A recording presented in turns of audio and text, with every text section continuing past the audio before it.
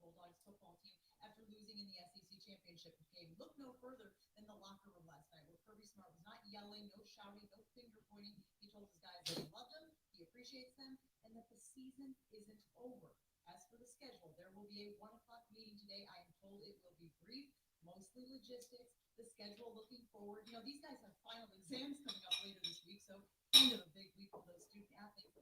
And Kirby Smart last night, when asked if that game last night could really unravel the season, he said no, he thinks it can galvanize the guys. He thinks it can recenter them, reinvigorate them. And he pointed to Alabama. When they lost to Texas A&M earlier this season, he thought he'd refocus that Tide team, and he needs his guys to have that exact same reaction to their loss yesterday going forward.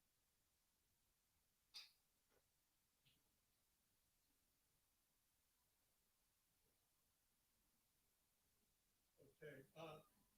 Heisman candidate Aiden Hutchinson was only 4 years old when Michigan last won a Big Ten title in 2004. Head coach Jim Harbaugh was at the University of San Diego at the time. When the players left the Glick Fieldhouse here on Friday after a walkthrough to travel to the Big Ten Championship in Indianapolis, there were 33 banners hanging from the rafters here. When they arrived back here for their watch party this morning at about 11:40, there were 35 banners courtesy of Harbaugh. He arranged for 2 Big Ten Champions banners to be hanging right here in this room. And maybe it speaks to the confidence level of this team, but those banners, they were made last Wednesday. Reese, they still want one more banner up here, a national championship. Certainly have an opportunity to do so, Gene. 976 wins for the Wolverines all time. That's the most in the history of the sport. And you see how they stack up as number one. As you have a look at this resume, how close they are with Alabama. Crimson Tide with an edge in the strength of schedule, and they've won 4 more games against the FBI top 40. So it's a close race. You can certainly make a case for both, but Michigan in the preseason was given a 2% chance by the FBI to win the Big Ten East and a 0.1% chance to make the playoff. Now, we believe that Cincinnati, the only unbeaten team, will be the one that gets into the field. We've got reports that Cincinnati, Notre Dame, and Baylor all waiting to see what their fates are. Let's start in Cincinnati with Katie George. Good morning, Reese. I'm currently inside Nippert Stadium, where a banquet has begun for Cincinnati seniors and their family members. It was already on the book scheduled well in advance. But with the impending news, they have televisions on awaiting the reveal. As players, coaches, family members trickled in this morning, there was a great buzz, a great energy, but they're also eager. Luke Fickell told me last night that this team has done everything it's been asked to do. He does not think that this group can be denied. And Coley, I know one thing is for certain. This team hopes that the committee still values head-to-head matchups.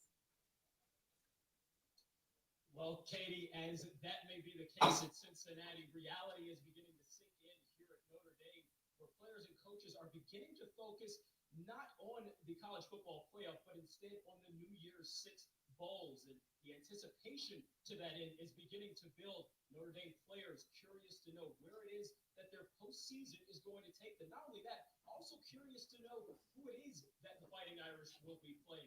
We'll be finding that out soon. The conversations on campus all this morning have revolved around those debates. Once the Fighting Irish find out their postseason plans, well, everything turns to here. The Irish Athletic Center, where on the podium you see behind me tomorrow, new head coach Marcus Freeman will be introduced formally for the first time. Now to a woman who needs no introduction, Molly McGrath has more at Baylor. Thank you, Coley. Exciting things going on in Notre Dame with their new head coaching hire, but all is quiet here in Waco, Texas. The players have the day off. There are no watch parties scheduled. Head coach Dave Aranda isn't even in town. I just spoke with him on the phone moments ago as he was boarding a plane to go on a recruiting trip. He told me even if chaos had happened last night, that's opening a spot for Baylor in the playoff, he wouldn't have changed this trip, saying recruiting is my only priority right now. And Aranda said last night he didn't even mention the word playoff in the post-game locker room. Instead, he was telling his team, you have to focus on what we can control. And a lot of people within the program are saying this is a huge departure from years past, where Baylor was focused on lobbying for the playoff. Now they're just focusing on their team race. Well, Molly, it's certainly a remarkable job Dave Aranda has done as the Big 12 champions. The Big 12 champion who doesn't make the playoff goes in to the Sugar Bowl against an SEC team. We assume that will likely be Ole Miss, but all that's coming up much later on. But we're not trying to manufacture any false drama here. Cincinnati beat Notre Dame head-to-head. Notre Dame doesn't have a real marquee win to offset that. Baylor had a great season, but a tough loss on the schedule. So it's got to be Cincinnati. Yeah. And I think Joey put it very well in his opening comment just about congratulating Luke Fickell in Cincinnati. We're not creating drama. We feel it's got to be Cincinnati. I just found it interesting, all the you move around these different spots with the reporters. Alabama's kind of buttoned up, Georgia, and all these. Then you get to Cincinnati, it's like you got a party going on. They are so fired up, man, and they should be. Yeah, Alabama's been in the playoffs 7 times in 8 years. Georgia is making it 7 years. Not really new territory. Bulldogs have been right on the cusp of playing a couple other times too. Cincinnati, Michigan, there's new blood right out of the place. Yeah. That's crazy. How about we're not talking about Ohio State, Clemson, or Oklahoma. We finally have that inclusivity that we've been hoping for. So we're about to announce the college football playoff teams in what order. There is still some drama about who will be number 1. Could Michigan just move up that one spot? Remember, they were a spot ahead of Alabama, and rankings reveal exclusively coming. I don't think these guys can be denied the way they've answered the bell and everything they've done all year. It would be a shame. I'm kind of easing into the show today for a number of reasons, I believe. One would be that I was up until 6 a.m. Eastern time. So many of you joined me last night on into the morning. I believe we were on until about 3:30, 3:45 a.m. And then I had to produce the top 25. That actually makes sense. And it again, you know what was amazing about even doing it at that time of the day or night is that it still came out and made sense. I didn't take the time that I typically do, but fortunately there weren't the games to digest. I didn't have to digest too many games, just about 4 or 5 games that obviously impacted pretty much 5 games plus a couple group of 5. So maybe about 7 games that impacted the top 25. That actually makes sense. And then I think I'm easing into it because of the time of day, because of the late night, early morning. So I'm still waking up a little bit, just grabbed a bowl of cereal. And also because of the anticlimactic nature of our college football playoff selections. So the invitational does have some criteria. So it's not a complete invitational where you're not inviting people to a party on a Friday night and determining you just want Jimmy and Joe to show up, but you don't want Mary and Sally to show up. So there is criteria to the invitational, but it is an invitational that we pretty much narrowed down to can only be invited these four particular teams. The only way less than drama, the only determinants that need to be made would be, number 1, I've seen response to my top 25 and just response to last night's show where people were campaigning for Michigan, people campaigning for Alabama. Those are the 2 logical choices for number 1 and the only 2 teams that I believe that have a claim to number 1. And I think it's a good debate. I think it's reasonable to select either one and then proceed with your claim, your debate, your argument. I think both teams have legitimate arguments for number 1. The other one would be just not necessarily directed toward this playoff and this Final Four, but just the overall selection of the teams and the approach taken and the value of a Power 5 schedule versus a Group of 5 schedule and championship. And if we want to take it to that level, teams like Baylor and Ohio State, Notre Dame has the head-to-head loss. So even though they're going to be ranked most likely ahead of Baylor and Ohio State, and I'm not saying that they didn't earn that, they have the one issue, and that's the game that they played against Cincinnati at home in losing by 2 scores. So even though Notre Dame is going to be ranked ahead of Ohio State and Baylor, if you want to take a different approach and argument to the situation, it would be that Cincinnati, as it was just posted on the ESPN show, played the 87th most difficult schedule in the country, and they're being compared to teams that played top 20 schedules.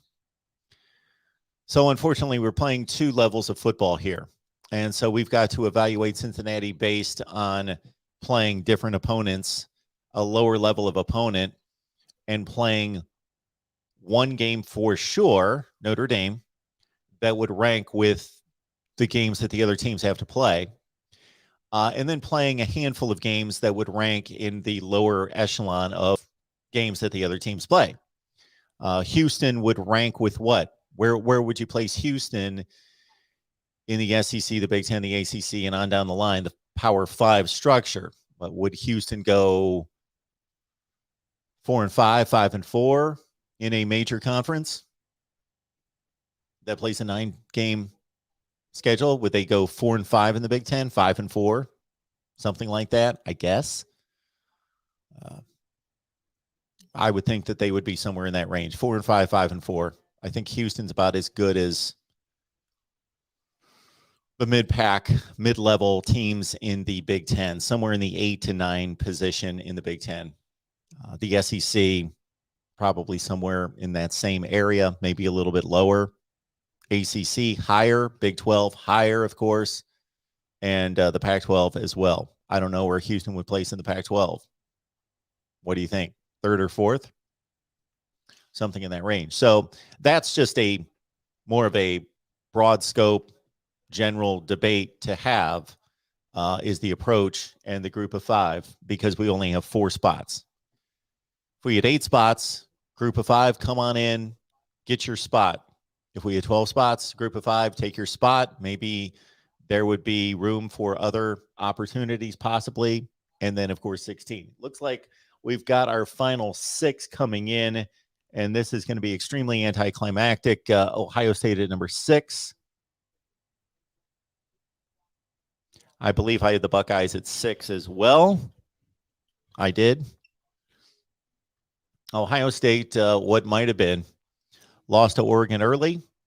That ended up hurting, because had Ohio State been undefeated playing Michigan, despite the loss and not advancing to a Big Ten championship game, then the Buckeyes would have a claim. And they would have been compared right now to Georgia and to Cincinnati.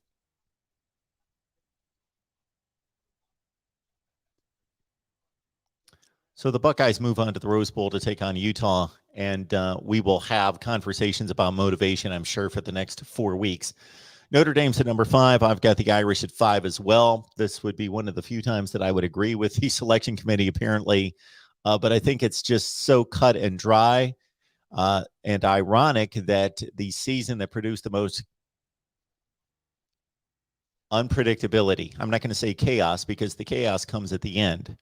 Really, there's no chaos in week 7 or chaos in week 10, except for maybe some teams like Clemson early who knocked itself out, Oklahoma a little bit later, Ohio State obviously at the end, that eliminated those 3 standby teams, those staples of college football in the playoff.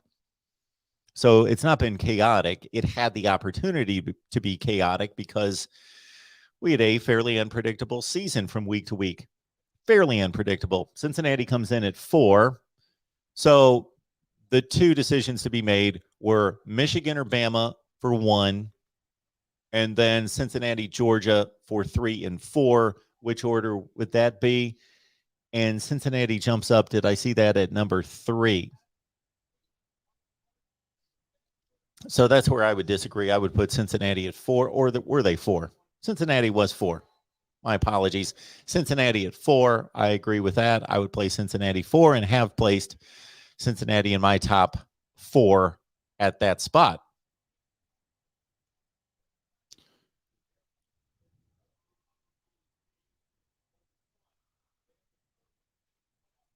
Let me check out the chat and see what we've got. I appreciate everybody being here.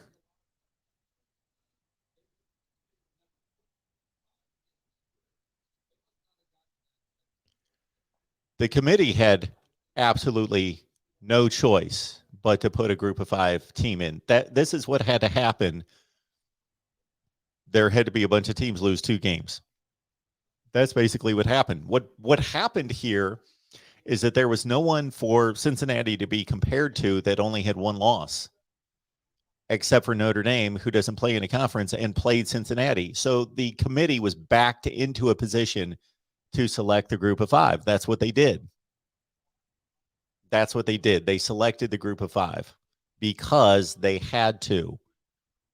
I think that the group of 5 is still not given anywhere close to the consideration that this appears that the group of 5 is. What could the committee do? If they would have had one loss team to choose from, they would have selected them over Cincinnati. This is showing us that basically the group of 5 has to go undefeated and has to be compared to 2 lost teams.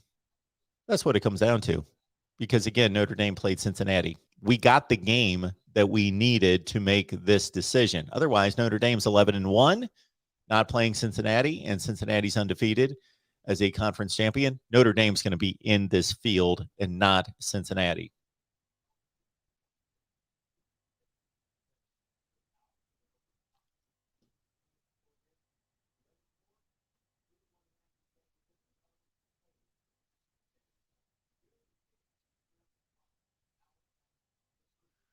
All right. Will it be Alabama or will it be Michigan? Alabama's played a deeper schedule. Michigan had better top-end wins.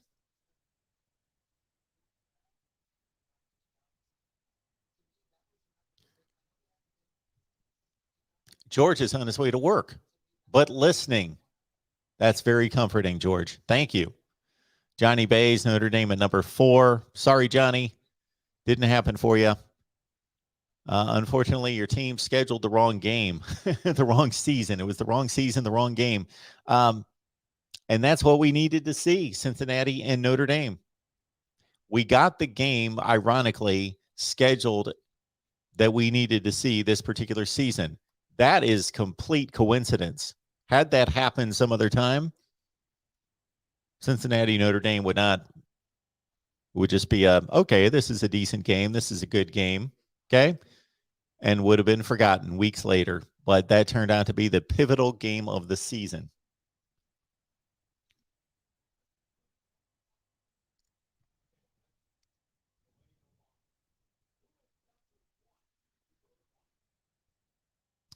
It's good to see Ryan. Alabama's number 1. They're going to play Cincinnati. And obviously, we know that the committee did not want to see a rematch in the SEC championship game.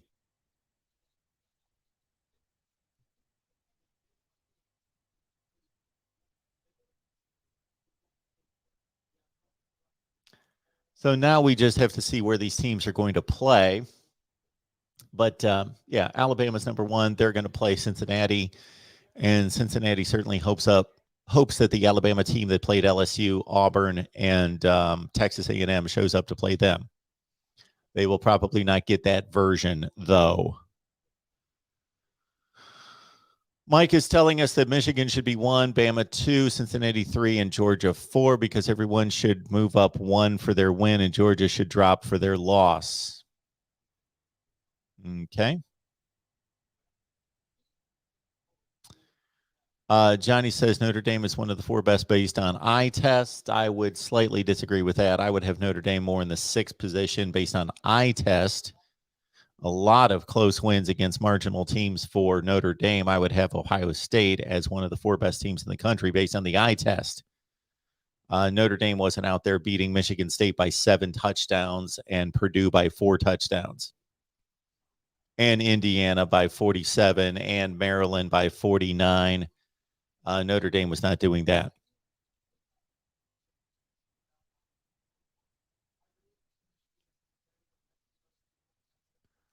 Jesse Palmer is telling us right now, and I have great respect for Jesse Palmer. He has been one of my favorites for a long, long time.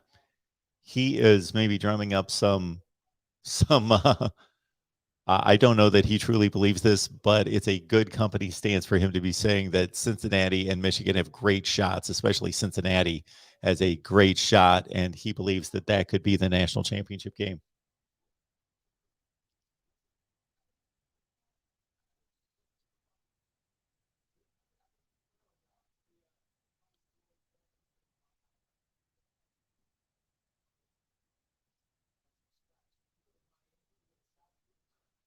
Michigan, Georgia, that should be a heck of a game.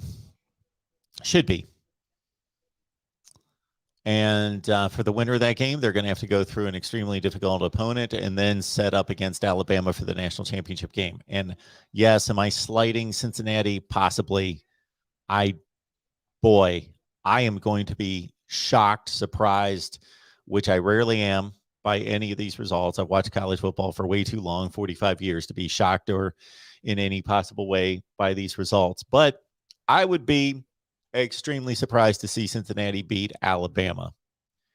The spread on that game is going to be wide. What are we guessing? It's probably already out. Alabama, Cincinnati. I got to think that's in the 12 range, 10 to 12, maybe more than that.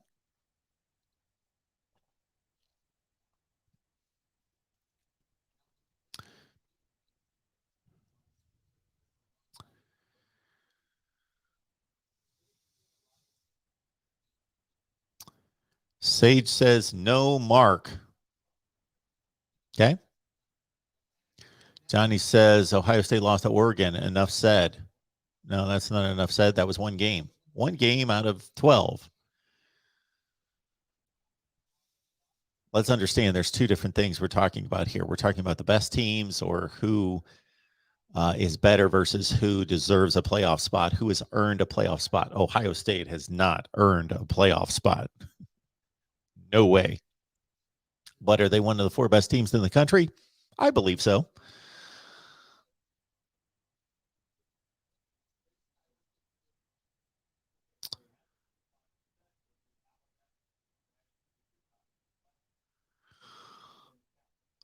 I am certainly now going to be more interested in watching the bowl games.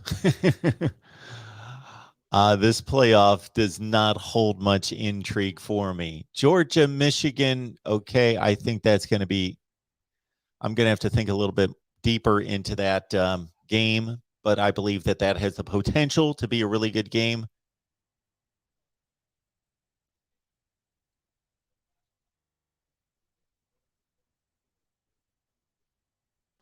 We're hearing from the chair, and he is a happy man because he had no controversy to deal with.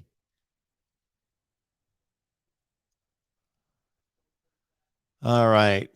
Johnny, Oregon lost to Stanford. Yeah, they did. Ohio State lost to a team that lost to Stanford. Yeah. Okay. We can play that game all over the place. Alabama lost to a team that lost to four teams.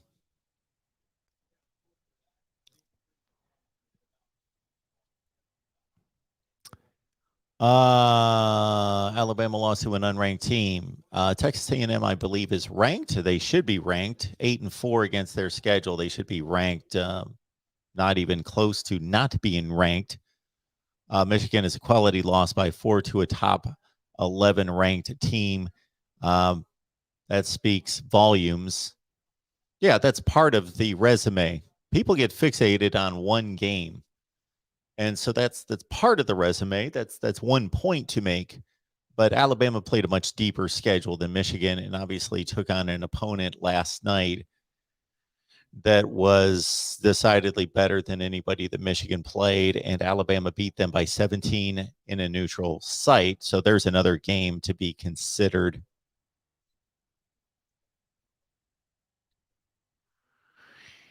Yeah, the 4-hour show is definitely overkill this year, but as I understand it, Droop 75, this is a 24-hour sports network. I think they do nothing but sports. So they don't have an NFL contract for the games this afternoon. So I think this is what they're going with, is probably going to be the best ratings getter, even in an anticlimactic situation like now. But yeah, appreciate that. HSM Dabs, good content. Thank you so much for that. I appreciate that. We can definitely disagree, but still have a mutual respect. I like that. Good stuff. That's how long we kept the stream going last night, because everybody was calling. I am very thankful that I, in recent months, have had to say no more calls.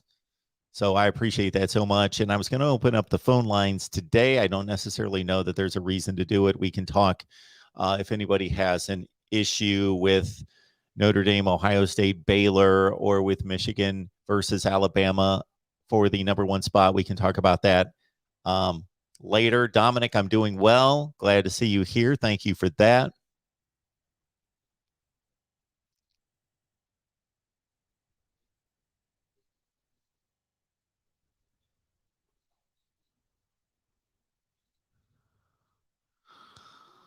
All right, our Cowboys guy there says Iowa is the worst 10-3 team in the history of college football. Okay, I don't believe that to be true, but that's fine. Mark, hope you slept good after a heck of a night with those callers besides George. I did sleep pretty well, only about 4 hours, but I slept okay.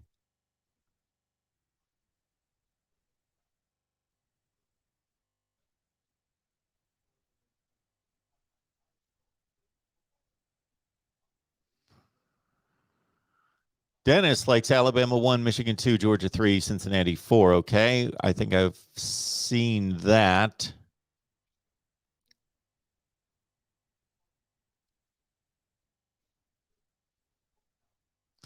I am going to skip down to the bottom of the conversation because I think I'm way behind. No, I'm way behind. I see the timestamps on there, and get to what you guys are talking about right now and answer any comments or questions that you have. I don't believe we will open up the phone lines for what I just stated to be the obvious selection of the teams, and no drama, no real arguments out there. Again, the three arguments that can be made would be who's number one versus number two, Alabama, Michigan. We saw the result there by the committee. That can be an argument. Michigan definitely has a argument there. Then it's 3 versus 4, Cincinnati, Georgia. The committee was not going to deliver a rematch. And it's not such a situation in which they have to be necessarily criticized. They have made their way around an argument between a rematch. They will tell you that they rank the teams 1 through 4 based on those being the 4 best teams in order, but they wanted to avoid the rematch. And they got some reasonable results in yesterday that gave them the leeway to say, well, Georgia goes from 1 to 3 and Cincinnati stays at 4.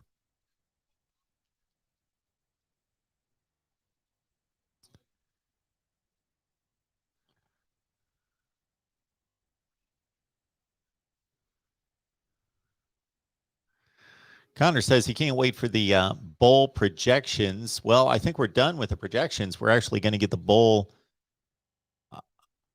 matchups today. We'll get the New Year's 6 during this show, which I can't believe that any of us are going to stick around for the 4 hours. I will find out about the New Year's 6. And you guys know the way it goes here. We will preview every game. We'll give you a preview look early in the process, meaning right after the bowl selections come out in the next 8 to 10 hours. We will be previewing the games throughout this week. And then once we get closer to the games, we know more about the matchups, injuries, opt-outs. Unfortunately, those are coming. All the players that are opting out from these games will preview and predict all the bowl games. So you guys know what the deal is here. We predict and we preview every bowl game, and with a month roughly to go and somewhere in the window of 2 weeks for the first bowl game. So today is December the 5th, correct?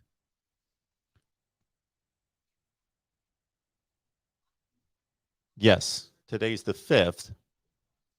That means the first bowl game should be in 2 weeks on a Saturday. Typically, the first bowl games are on a Saturday, so that would be the 18th. So those will be the first bowl games. There'll be like 4 bowl games highlighted by the Las Vegas Bowl, typically on the 18th. We're going to preview every bowl game for you, usually multiple times, because we've got a month to wait. And the college football playoffs, we will preview and we will break down those games from every conceivable matchup. We've got a Michigan channel, a Georgia channel, an Alabama channel. Sorry, Bearcat fans, we do not have a Cincinnati channel.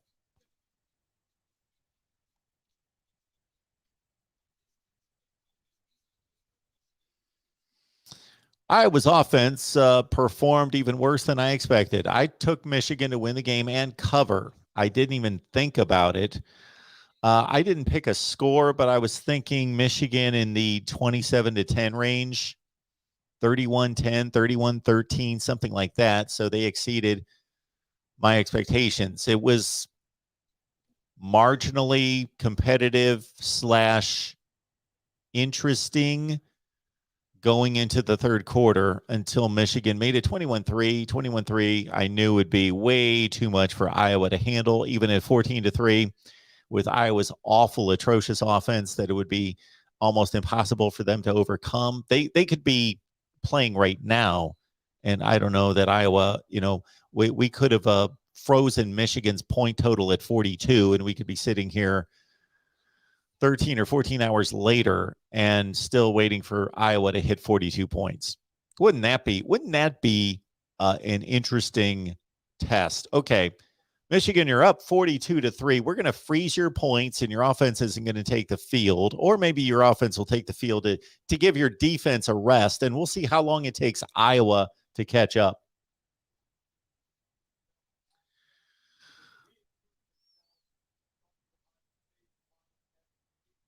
What do we got here? Pardon me for putting my glasses on. They create quite the glare. Theodore, loved the call you had from the Ohio State fan, then raged against his team. He had me laughing, and you let him go on and on. It was funny.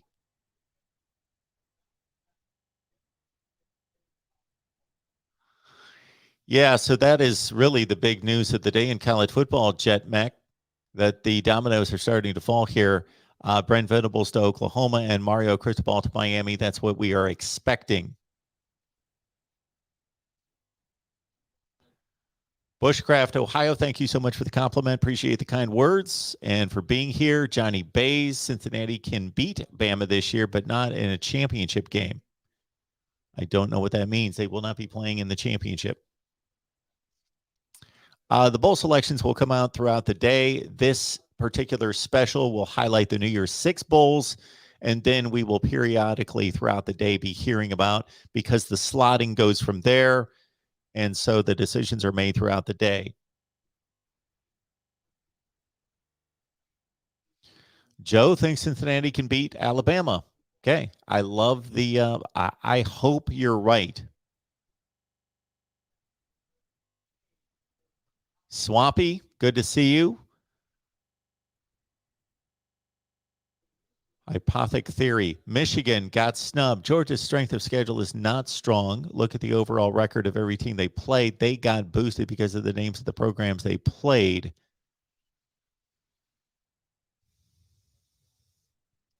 Rob J. may need to Google that. Are the lines out? I got to think that early lines are out. I got to think that Vegas was prepared from the time Michigan beat Iowa. Dave says, will Georgia even put up 20 points against Michigan? Ohio State only had 27, actually. I would put a pretty large number on Georgia, putting up a minimum of 20 points against Michigan.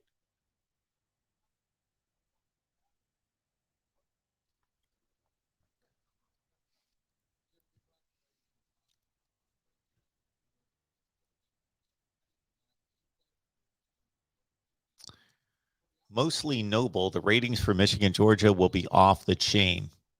I agree. Rushman, I apologize, and I'm sorry about that you tried to call a number of times last night and had the wrong number. You might have hit the wrong number. We just had too many people in line because we can only put 3 on hold. So that might have been just a busy signal. I don't know. Brittany and Craig Vance, let's go. All hail blue. Brian looking for an Ohio State Houston Rose Bowl. No, it will be Ohio State and Utah. Alan, good to see you, Nebraska fan. Alan, unfortunately, shut out of the bowl situation for quite some time now. The last time Nebraska made a bowl game 5 years ago against Tennessee. Wow. Blanche says, I knew Bama was a bad matchup for Georgia, but I was one of the fools that thought that Kirby would get the 40-pound monkey off his back. I did as well. I was not surprised by the outcome, and I gave Alabama a big opportunity, chance to win the game around 35%, but I did pick Georgia to win. Raymond, there you go. Mario to Miami. Silver. Bama beat the 6th best team in the country who was rated number 1, and because of that, they deserve to be the new number 1. I don't know that we can necessarily say that Georgia's the 6th best team in the country. My thought right now is that they are the 2nd best team in the country. C. Thomas, natty games are not going to be exciting. I agree. To real MVP, yeah, Bama got the bye. I hate to disrespect Cincinnati like that, but I do not think that they're going to compete in this game. Joe, would Bama rather play Cincinnati or Ohio State? Exactly. Cincy just shows Ohio State is better. Ohio State would never lose to Cincinnati. Well, I don't know about never, but I get your point, and I agree with your point. Ohio State is a better team than Cincinnati, but these are the rules that are in play, and Ohio State lost 2 games.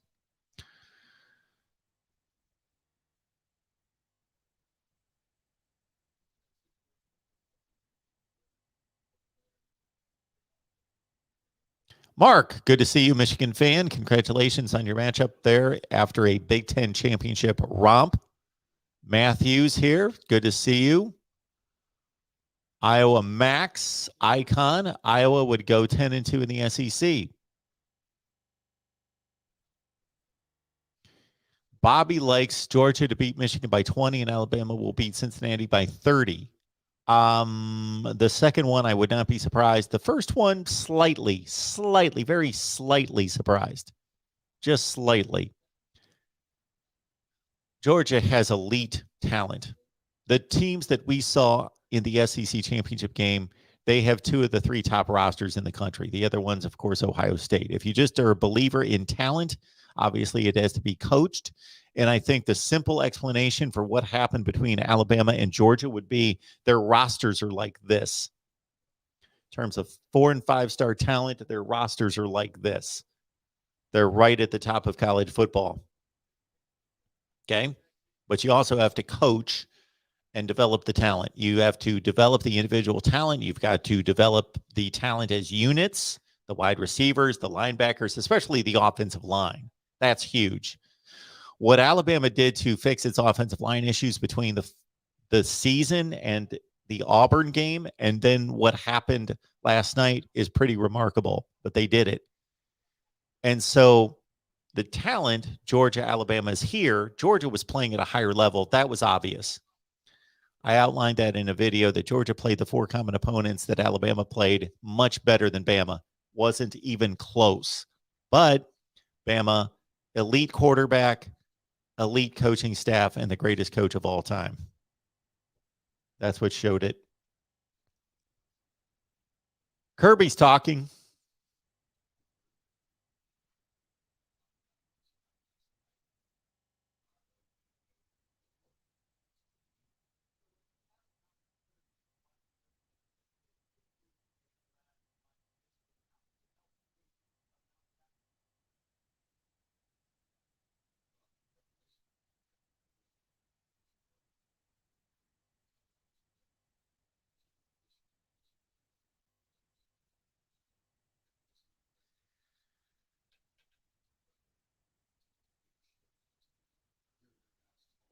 Georgia, Michigan. Michigan's not going to win this game by much if they win the game. I could see Georgia routing Michigan. I could also see a really good game. Georgia's got to be a 6 or 7 point favorite. I'm going to make this guess. Georgia is a 6-point favorite against Michigan, and Alabama's a 13-point favorite against Cincinnati. It's my guess. There we go. Eric's asking, Michigan, Georgia. Yeah, I think Georgia's going to be a 6-point favorite. I'm not a Vegas guy. I'm no kind of expert. I watch the lines. I look at them just like most of you do. So I can usually go through the top 25 games in major college football games, the Power 5 games, and get the point spread within 1 to 1.5 points. Like if I guess them all and then look, can usually do that on almost every game. But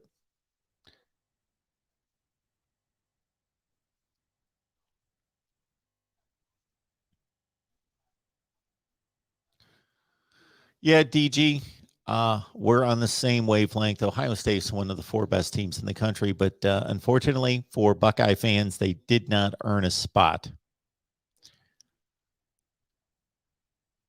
Jeremiah, as we talked about earlier, you may have heard bowl selections will come throughout the day. So they're going to go through the New Year's 6 bowl games during this 4-hour special. Then once those are made, the bowls have to wait on the bowls that are higher than them. It goes in tiers, and once selections are made, then the next bowl can then make its selection.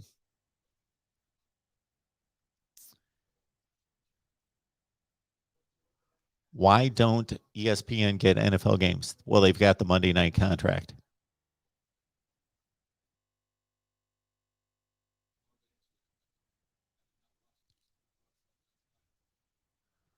Texas A&M was a preseason top 5 team.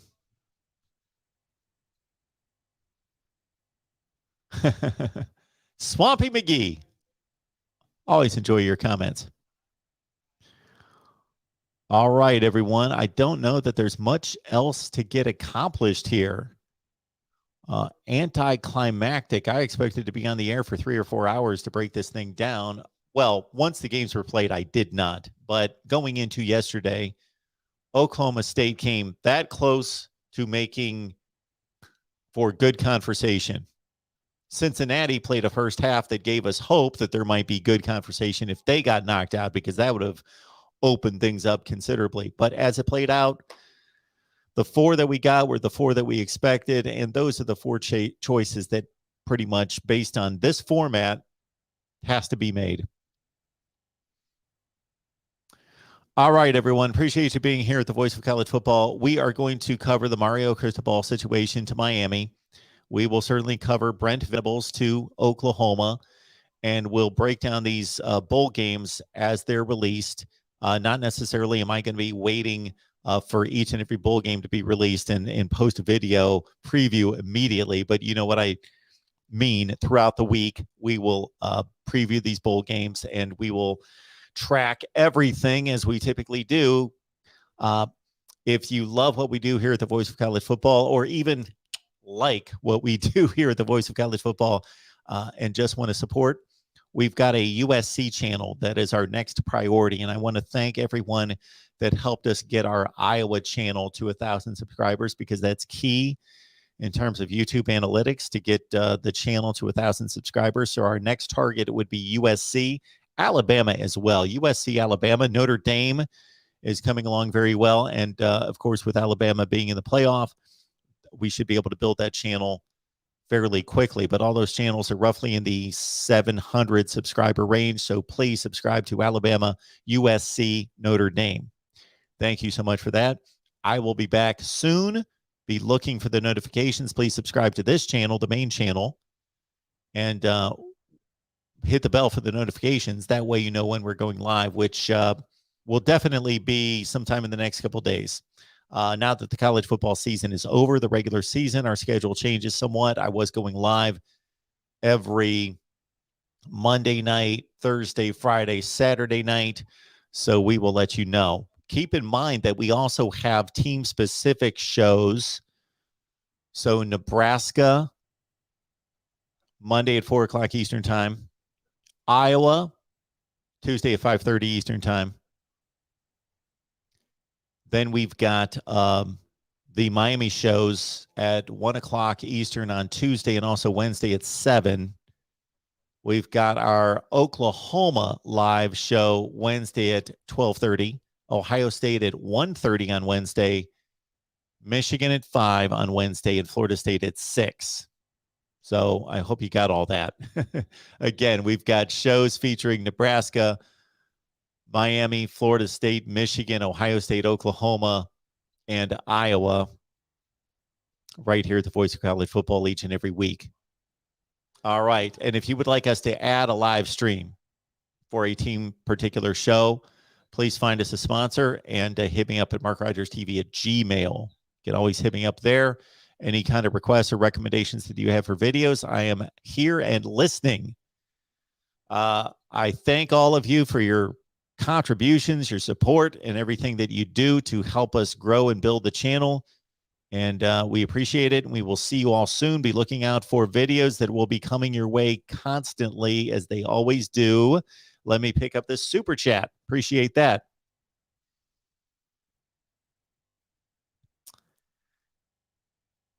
DC XXX, please show me your math on how you arrived at Notre Dame being a top 10 team. My math, what is this? Is this like 8th grade algebra where we show our math? Notre Dame went 11-1. That's my math. Okay, I'm not really understanding the question. Notre Dame went 11-1 against a decent schedule, and the teams behind them did not go 11-1. So Notre Dame, just like any other example of any other team in the country, played a tougher schedule than some teams, played a lesser schedule, less difficult than other teams. They went 11-1 against that schedule. They lost to a top 4 team in the country, Cincinnati, by 2 scores at home. So that was not an impressive effort by Notre Dame, but it also was not embarrassing. And then they beat a couple teams ranked in the top 25 currently by myself. And I believe I don't keep track of the polls, so I don't know exactly who's in the AP or the Coaches Bowl, but I've got to think that Wisconsin and Purdue, Wisconsin being the best team in the Big Ten Western Division, they should have been playing in the championship game last night, but that's another topic that we may address. Actually, I think we've come to the point where we need to address the Big Ten Eastern and Western divisions and whether something needs to be changed there. 8 consecutive wins by the Big Ten East, 8-0 against the West all time in the championship game matchups. So there you go.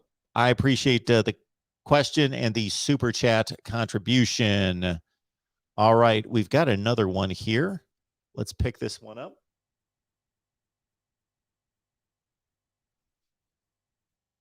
There's a cat on my deck. Anyway, Nicholas, why did Clemson fall off?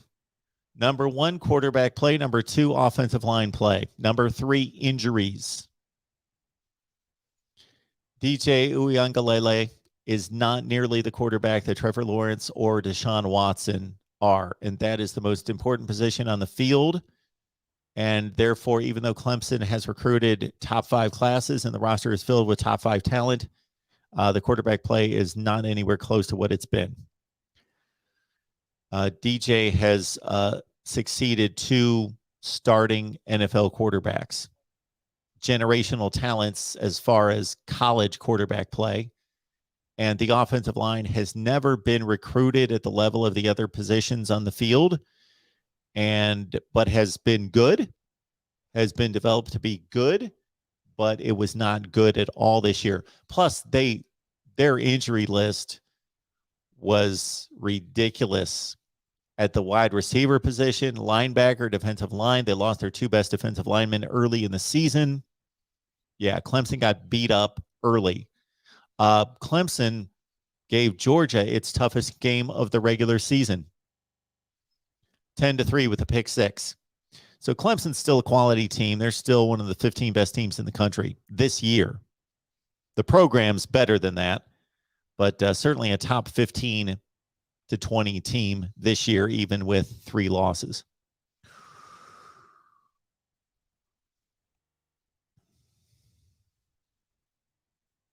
Anything else? Am I missing anything else? I do not believe. Well, thank you again, everyone. We will be back here soon. Please subscribe, hit that bell for the notifications to know when we go live, which is going to be in the next couple days, and we'll be posting content soon with Mario Cristobal most likely going to Miami, Brent Venables to Oklahoma. Check out our Oklahoma and Miami channels, and also our bowl previews right here at the Voice of College Football.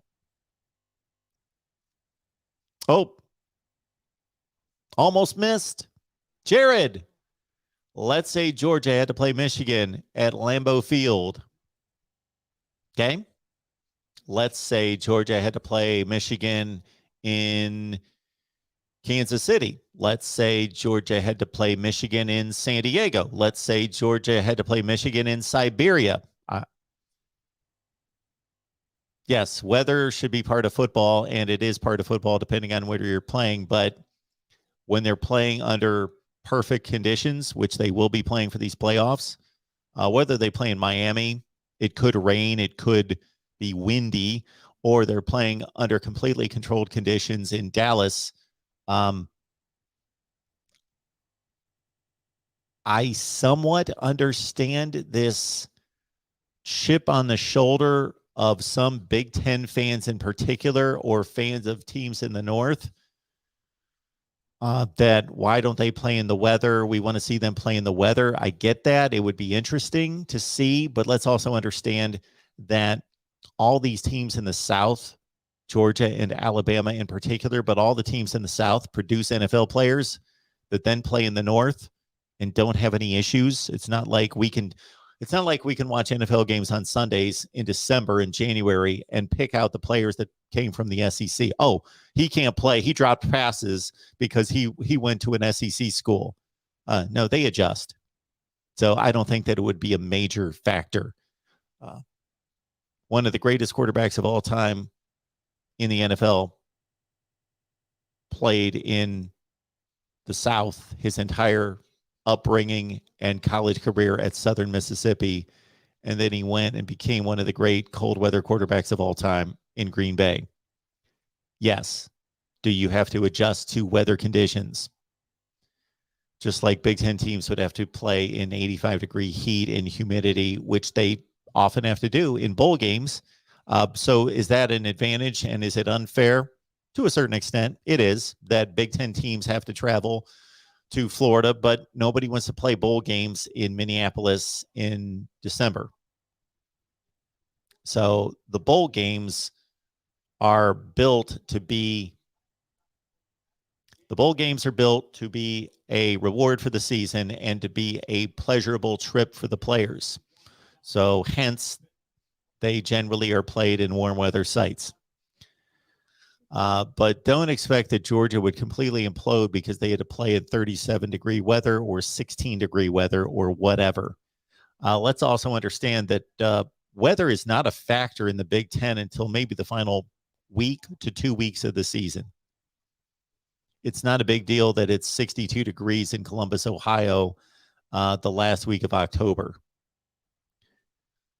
All right, very good. Well, thank you so much for that. Again, lock it in here at the Voice of College Football. We do our best to provide the best in discussion, debate, and analysis. With your help, you make it happen. Thank you so much for your support, and we will see you all soon.